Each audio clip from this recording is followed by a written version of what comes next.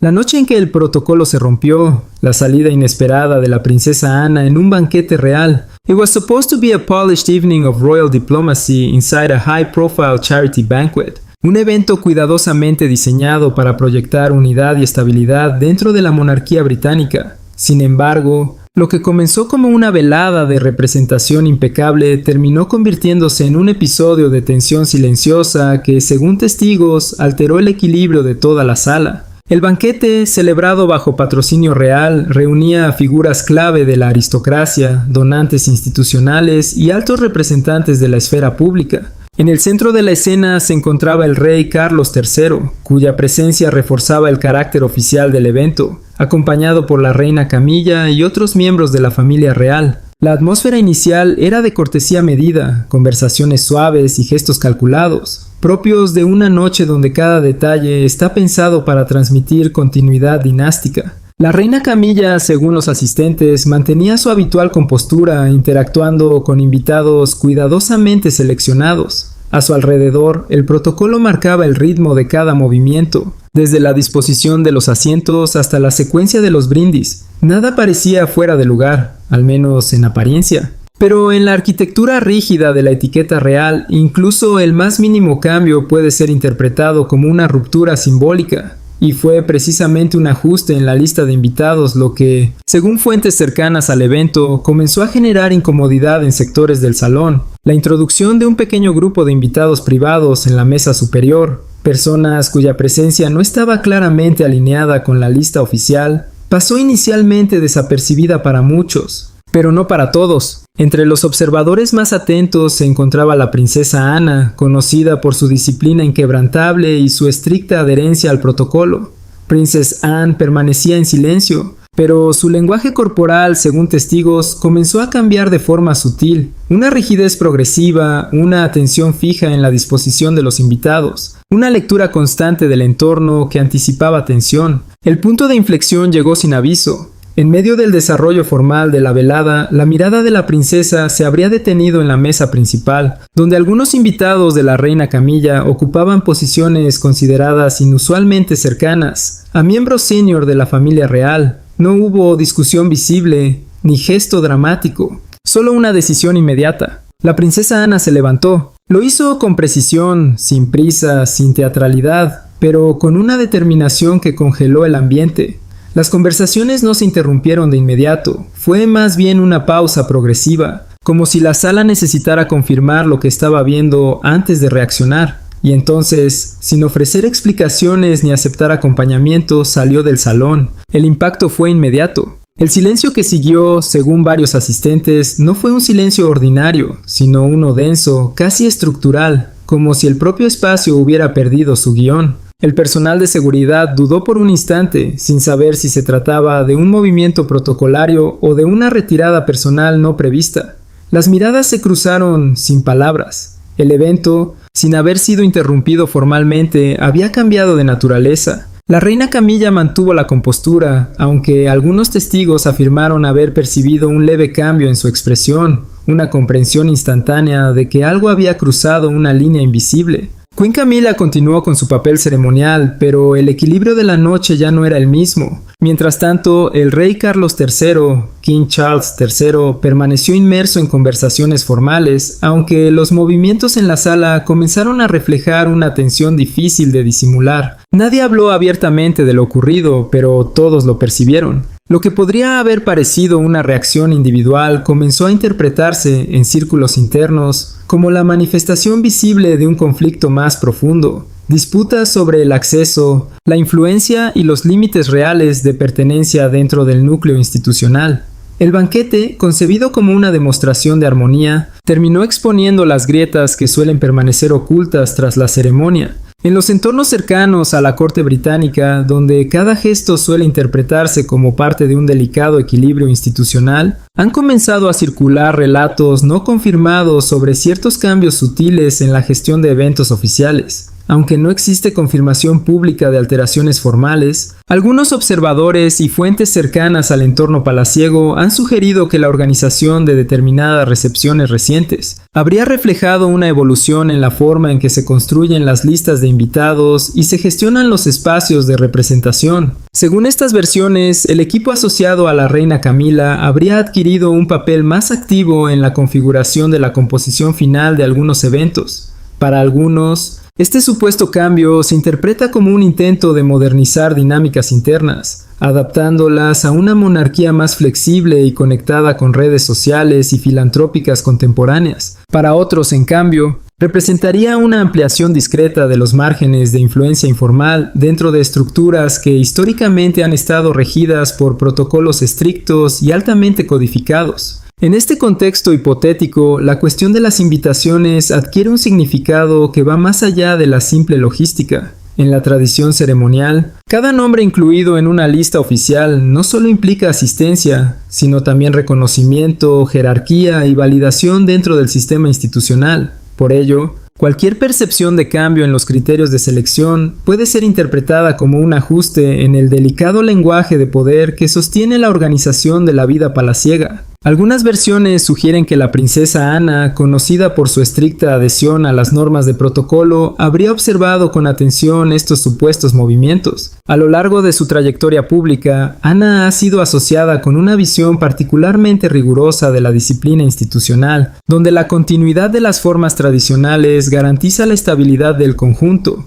Desde esta perspectiva, cualquier modificación en la estructura de invitaciones o en la cadena de aprobación podría percibirse como un riesgo para la coherencia del sistema. No obstante, es importante subrayar que estas interpretaciones no han sido confirmadas por fuentes oficiales y se sitúan dentro del ámbito de la especulación mediática que a menudo rodea a la familia real. En dichos relatos, la posible incorporación de invitados no tradicionales o la reorganización de ciertos espacios en eventos formales habría generado comentarios discretos dentro de círculos administrativos, aunque sin manifestaciones públicas de conflicto. La idea de una modernización silenciosa convive en estos discursos con la preocupación por la preservación de la tradición. Mientras algunos analistas imaginan una monarquía más abierta a redes sociales, colaboraciones externas y representaciones menos rígidas, otros advierten que este tipo de aperturas podrían difuminar las fronteras institucionales que han definido durante siglos la identidad de la corona.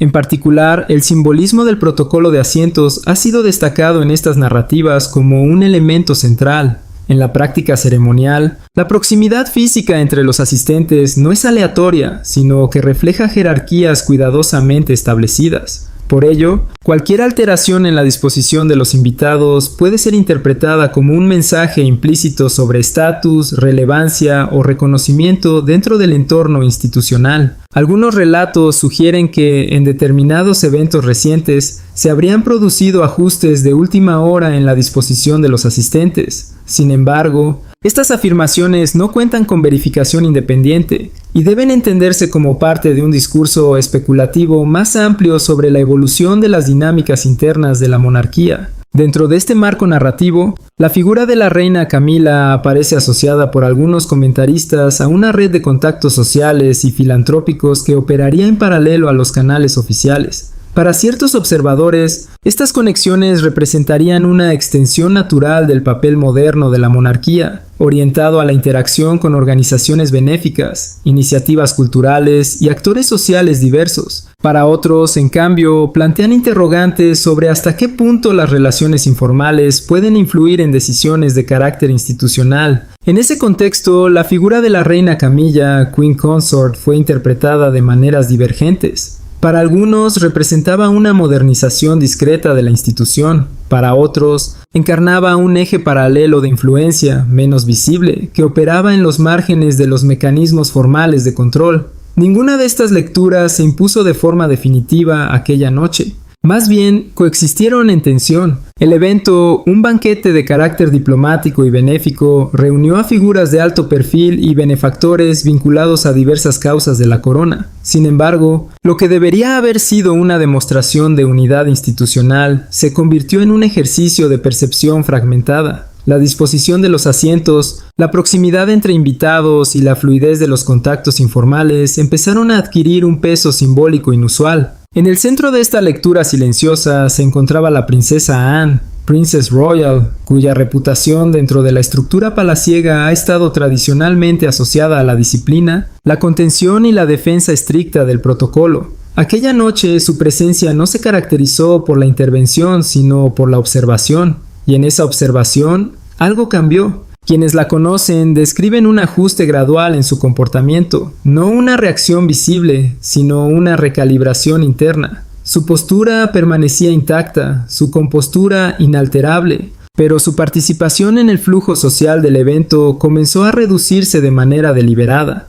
No se trataba de desaprobación explícita, sino de un distanciamiento calculado. Mientras el rey Charles III atendía compromisos diplomáticos con donantes y representantes institucionales, gran parte de la dinámica interna del banquete quedó librada a su propio desarrollo. En ese vacío relativo de supervisión inmediata, la actitud de la princesa Anne adquirió un peso interpretativo mayor. No hubo confrontación ni gesto que pudiera registrarse como conflicto abierto. Sin embargo, en los entornos donde el protocolo es también un lenguaje, la ausencia de reacción puede ser más elocuente que cualquier palabra. Anne observaba, y al observar clasificaba. Cada interacción, cada desviación leve del comportamiento esperado, parecía integrarse en una lectura más amplia del conjunto. A medida que avanzaba la velada, algunos asistentes percibieron una sutil transformación. La princesa ya no participaba como figura ceremonial, sino como analista del propio entorno ceremonial. Su silencio dejó de ser pasivo para convertirse en una forma de registro. No era retirada, sino evaluación. Incluso el personal de apoyo notó cambios mínimos pero significativos, respuestas más breves, instrucciones más directas, una reducción deliberada de la ambigüedad en la comunicación. En la lógica interna de Palacio, estos detalles rara vez son accidentales, son señales. La tensión no se manifestó en forma de ruptura, sino de desplazamiento gradual. La presencia de los invitados introducidos por la reina Camilla se convirtió en un punto de referencia invisible, alrededor del cual se reorganizaban percepciones, interpretaciones y silencios. Nadie lo expresó abiertamente, pero todos parecían responder a ello de algún modo. Todo comenzó sin señales externas de tensión. La atmósfera permanecía contenida, casi protocolaria, como si cada asistente estuviera cumpliendo con un guión previamente acordado. Pero bajo esa superficie de normalidad se formaba una dinámica distinta, una resolución interna, invisible, que no necesitaba expresarse para ser efectiva. Era el tipo de decisión que se gesta lentamente, donde cada segundo de observación añade un grado más de claridad hasta que actuar se vuelve inevitable. En ese contexto, la figura de la princesa Ana adquiría un peso particular. No por un gesto abrupto ni por una intervención verbal, sino por la densidad de su silencio. Su presencia parecía sostener un equilibrio que nadie había explicitado, pero que todos reconocían de manera intuitiva. Y cuando ese equilibrio comenzó a inclinarse, no hubo advertencias previas ni intentos de corrección visibles. Lo que ocurrió después fue tan discreto como decisivo. Sin elevar la voz, sin buscar validación externa y sin interactuar de forma ostensible con el resto de la mesa, la princesa Ana tomó una decisión que alteró la arquitectura misma del evento. Se levantó y abandonó el recinto. No fue una salida acompañada de explicaciones ni de señales de conflicto. Fue un acto de retirada pura, ejecutado con tal precisión que su impacto no dependió del gesto físico, sino de su significado estructural. La reacción inmediata no fue el caos, sino la suspensión. La sala no estalló, se detuvo, como si el tiempo social hubiera perdido momentáneamente su referencia. Las conversaciones quedaron inconclusas, los movimientos se congelaron en transiciones incompletas y la atención colectiva se fragmentó entre la incredulidad y la interpretación. Lo más inquietante no fue la ausencia de la figura que se retiraba, sino la pérdida de algo más abstracto, la sensación de estabilidad compartida. En entornos donde el protocolo define cada interacción, la incertidumbre no suele surgir de la acción, sino de la falta de instrucciones claras ante lo inesperado. El personal de seguridad y los asistentes institucionales se encontraron en una zona gris operativa, donde ninguna norma parecía cubrir con precisión lo que acababa de suceder. Esta indecisión, breve pero perceptible, amplificó el efecto del momento. Mientras tanto, la continuidad formal del evento intentaba mantenerse por inercia. Algunas voces persistían en la conversación, como si sostener el flujo habitual pudiera restaurar la normalidad perdida. Otras, en cambio, quedaban atrapadas en la observación silenciosa de un orden que ya no se percibía intacto. El ambiente, aunque físicamente inalterado, había cambiado de naturaleza. La figura de la reina Camila permanecía en aparente compostura. Su respuesta no fue inmediata ni visible en términos dramáticos. Sin embargo, quienes observaban con atención percibieron una forma distinta de conciencia del momento, no una reacción externa, sino la comprensión interna de que el ritmo del acontecimiento había sido alterado de forma irreversible.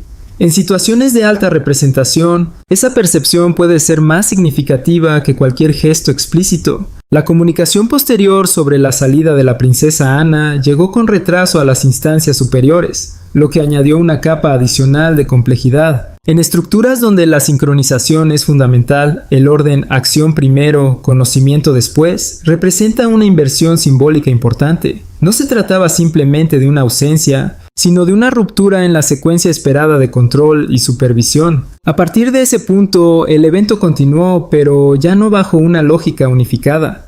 La cohesión inicial había sido sustituida por una coexistencia de interpretaciones. Algunos intentaban mantener la formalidad como mecanismo de estabilidad. Otros percibían que esa misma formalidad se había vuelto frágil, casi provisional. El resultado fue una especie de división silenciosa entre la apariencia de normalidad y la conciencia de su fragilidad. La ausencia de una respuesta inmediata convirtió el gesto en un enigma. En los pasillos internos, las comunicaciones se activaron casi de inmediato, pero en lugar de generar claridad, produjeron una multiplicación de interpretaciones. Diferentes oficinas, cada una con su propia perspectiva de jerarquía y responsabilidad, comenzaron a ofrecer lecturas divergentes de un mismo hecho. Para algunos se trataba de un incidente aislado, una expresión momentánea de incomodidad que podía ser absorbida por la maquinaria habitual de la gestión real. Para otros, en cambio, la salida de la princesa no era un simple gesto emocional, sino una forma de comunicación no verbal, un mensaje codificado sobre tensiones acumuladas que ya no podían seguir conteniéndose.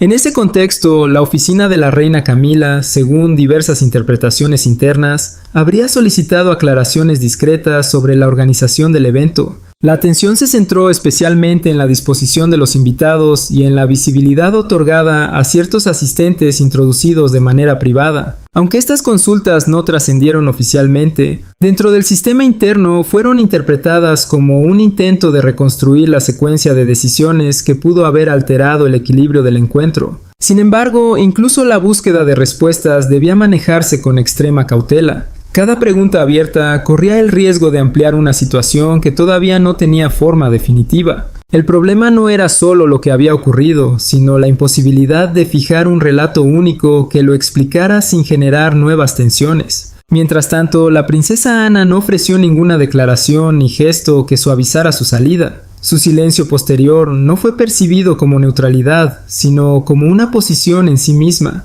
En el lenguaje no escrito de la institución, la ausencia de explicación puede adquirir un peso mayor que cualquier comunicado formal. Ese vacío interpretativo dejó a la estructura institucional en un estado de lectura permanente, obligada a inferir significado sin contar con confirmaciones directas. A partir de ese momento, la incertidumbre comenzó a expandirse. En el entorno palaciego, algunos equipos iniciaron revisiones discretas de los procesos de autorización del evento, listas de invitados, decisiones de última hora, ajustes en la distribución de asientos. No se trataba de una auditoría oficial, sino de un intento de reconstrucción interna, como si retroceder en la secuencia de decisiones pudiera señalar el instante exacto en que el equilibrio comenzó a desestabilizarse. Fuera del palacio, las primeras versiones del episodio comenzaron a circular con una discreción calculada. No eran titulares explosivos, sino fragmentos de información, comentarios atribuidos a fuentes no identificadas y observaciones cuidadosamente formuladas. La narrativa aún no había estallado en el espacio público, pero ya se estaba configurando en sus márgenes. La diferencia entre el silencio institucional y la curiosidad externa empezó a crecer, creando una tensión perceptible entre lo que se decía y lo que se ocultaba. En ese escenario, el rey Carlos III se encontró en una posición especialmente delicada. Más allá de su rol simbólico, La situación lo colocaba como posible mediador entre interpretaciones divergentes dentro de su propio entorno. Sin embargo, la dificultad principal residía en la naturaleza misma del incidente. No existía una queja formal, ni una declaración oficial, ni un conflicto explícito que pudiera resolverse mediante los mecanismos habituales. Solo había una acción, una ausencia y un conjunto de consecuencias interpretativas. La falta de un lenguaje definido convertía cualquier intento de mediación en un ejercicio incierto.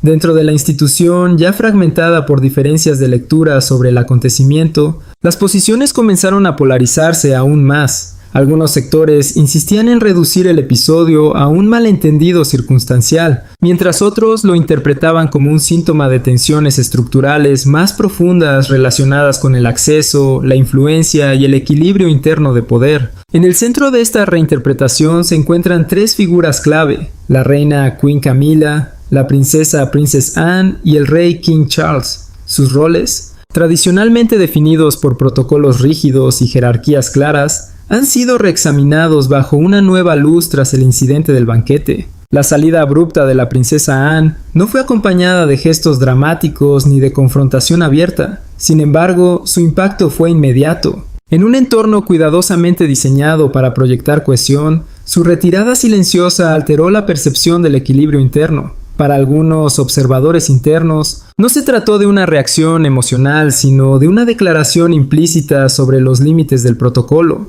El primer informe remitido al rey Charles describió los hechos con precisión casi quirúrgica: cronología, ausencia de conflicto directo y el efecto inmediato sobre la dinámica del evento. Pero más allá de la descripción factual, lo que preocupaba a los asesores era la interpretación simbólica. Cada detalle parecía alimentar una narrativa más amplia sobre la fragilidad del orden interno. En paralelo, comenzaron a circular preocupaciones sobre la configuración de la lista de invitados y ciertos ajustes en la disposición de los asistentes. Aunque estos elementos podrían haber sido considerados administrativos en otro contexto, en esta ocasión adquirieron un peso político interno. En un sistema donde la forma es inseparable del fondo, cualquier variación en el protocolo puede convertirse en un mensaje. La figura de la reina Camilla quedó asociada en ciertos análisis internos a una red de relaciones y contactos que influirían indirectamente en la organización de espacios ceremoniales. No se trataba de acusaciones explícitas, sino de una revisión más amplia sobre cómo se ejerce la influencia en entornos formales cuando las estructuras tradicionales se ven atravesadas por dinámicas sociales modernas. Este punto marca uno de los ejes centrales del conflicto: la tensión entre modernización y tradición.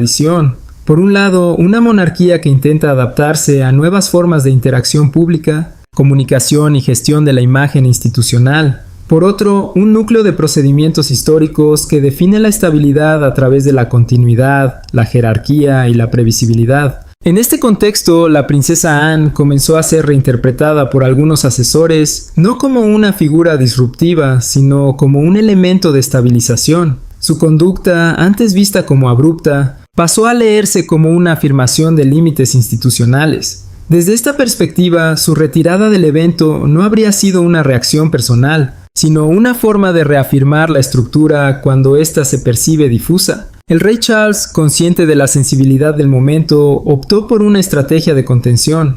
En lugar de emitir una respuesta pública inmediata, priorizó la gestión interna del episodio. Sin embargo, este enfoque también conllevaba riesgos. En entornos altamente simbólicos, el silencio no siempre es neutral. Puede ser interpretado como incertidumbre o incluso como falta de dirección. Los asesores de comunicación comenzaron a advertir que la ausencia de una narrativa clara podía dejar espacio a interpretaciones externas. En una institución cuya fuerza histórica se basa en la idea de unidad visible, cualquier ambigüedad prolongada puede convertirse en una vulnerabilidad. La percepción pública, más que el hecho en sí, empezaba a convertirse en el verdadero campo de batalla. A medida que las discusiones internas se intensificaban, la noción de cohesión institucional comenzó a tensionarse. Lo que en público se presenta como armonía, en privado se revela como un equilibrio delicado entre interpretaciones divergentes sobre el poder, el acceso y la legitimidad de ciertas decisiones. En los días posteriores al banquete, ninguna declaración oficial fue emitida.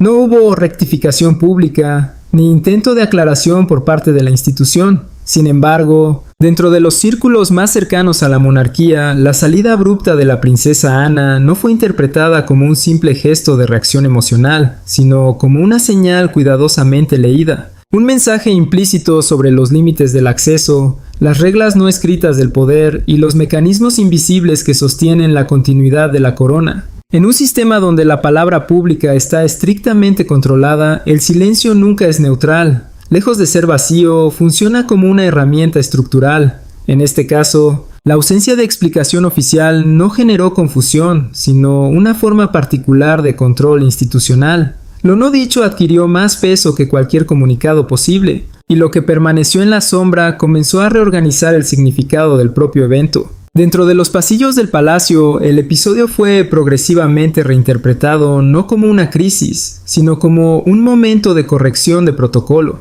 Esta expresión deliberadamente moderada permitía suavizar la superficie del acontecimiento sin negar la existencia de una tensión subyacente. No se trataba de un conflicto abierto ni de una ruptura formal, sino de un ajuste interno dentro de un sistema que rara vez reconoce sus fricciones de manera explícita. La estructura monárquica basada en la continuidad y la jerarquía tiende a absorber las desviaciones en lugar de exponerlas. Las anomalías no se castigan públicamente, se recalibran en privado. En ese sentido, el episodio no fue tratado como una crisis, sino como una desviación absorbida dentro del lenguaje institucional de la corrección. Sin embargo, esa normalización no eliminó su impacto. Por el contrario, lo consolidó en un nivel más profundo. La posición de la princesa Ana, ya asociada a una imagen de disciplina y fidelidad estricta al protocolo, se vio indirectamente reforzada por la forma en que su gesto fue interpretado. No como una reacción personal, sino como una forma de aplicación de límites estructurales. En las discusiones internas, su comportamiento comenzó a ser leído no desde la emoción, sino desde la lógica del procedimiento. No cuestionó personas concretas, cuestionó desviaciones del sistema, y esa diferencia, aunque sutil, tuvo consecuencias en la percepción de su papel dentro de la arquitectura institucional. Al mismo tiempo, el entorno cercano a la reina Camila fue objeto de una revisión silenciosa. No se trató de un escrutinio público ni de una investigación formal, sino de una reevaluación interna sobre cómo las redes de relación, las invitaciones y los vínculos informales interactúan con los espacios ceremoniales oficiales. La preocupación no se centraba en individuos concretos, sino en la forma en que el acceso, una vez otorgado, puede transformar la percepción de la autoridad. En los canales de asesoramiento superior, comenzó a imponerse la idea de restaurar la claridad procedimental. Este concepto no implicaba confrontación, sino reafirmación de límites. Definir con mayor precisión quién entra, bajo qué condiciones y con qué tipo de legitimidad simbólica. La inquietud principal no era el evento en sí, sino su potencial como precedente. En instituciones construidas sobre la continuidad, incluso pequeñas ambigüedades pueden, con el tiempo, convertirse en grietas estructurales. A pesar de la intensidad interna de estas reflexiones, el espacio público permaneció inalterado. No hubo declaraciones, ni referencias directas, ni señales visibles de tensión. La fachada de estabilidad se mantuvo intacta.